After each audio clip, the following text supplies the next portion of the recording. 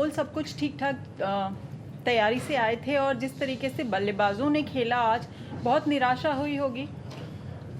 हाँ, निराशा तो हुई क्योंकि ये we were expecting some more runs. I think as simple as that. If you saw that it wasn't the best, it wasn't a great pitch, because getting 100 also they lost 5 wickets. So it was those were the positives. But at the same time, I think if we could have applied ourselves a little bit better with the bat, I think we could have got more runs. But Amol must be very happy with the way Priya Mishra and Tita Sadhu have performed. And also Renuka. Yes, of course. Yeah, I think the bowlers did a fantastic job, especially some young bowlers are coming through. So it's a good sign for Indian cricket. I think Priya Mishra is in her second series in international cricket. And I think she's done, she did well today, and she did well against New Zealand. Thank you. Can I go? Hi, Coach. Hi.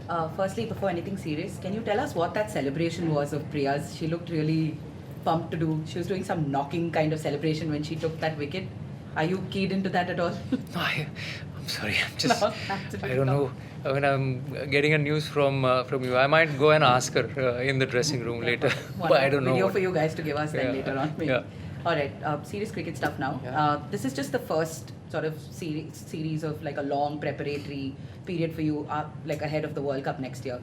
Before you came here, what was maybe on your list, just in terms of, okay, these are the areas I want to work on, these are the things we'll sort of try and experiment a little bit about and see where we can go? Was there anything of that sort before you started the series, and how did this game live up on that front? To be very honest, after the New Zealand series, it was a month back, exactly a month back. In between, we had 2 domestic competitions that was going on, and we played T20 domestic competitions, both of them.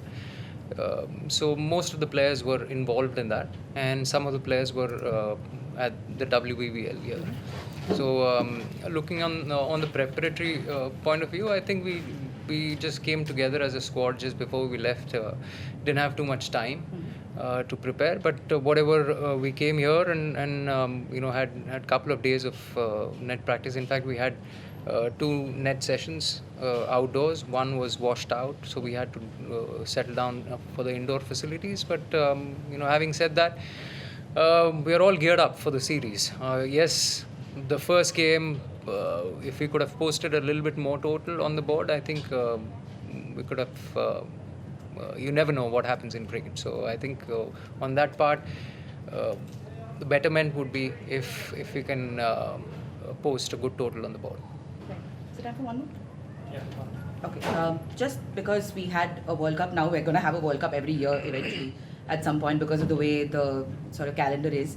Last year there was a lot of comfort with experimentation. You were happy for everyone to try out everything. You wanted everybody to step up and sort of contribute in multiple departments. Is that the same focus this time as well ahead of the ODI World Cup, or are you looking to stabilize and sort of fix roles down well ahead of time perhaps? Absolutely, we would be looking at that, and these bilateral series, we would try and get a few. I mean, in fact, Tita's made her debut today, and Priya Mishra is in her second series. When somebody like Harleen is coming back into the middle order after a long layoff after her injury, so we are trying to stabilize the batting order as well as the bowling lineup. So today you all struggled with the bowlers, and there was not much run on the board. Though Renuka took 3 wickets, it was great. But why Priya Mishra comes to bowl very late? I thought she came on pretty much when we liked it. I think it was. I don't think it was late or something. Renuka, Saima, and Titas. We had 3 medium pacers. So I think, to be very honest, 100 on the board wasn't that great total on the board. Yes. Coach, how much does it help to have somebody like Salvi on board who spent so much of time at NCA? You all have also worked together, especially for the younger bowlers coming in to fine-tune their basics and all. I think it's fantastic to have the support staff what I have at the moment, and fully linked to the NCA.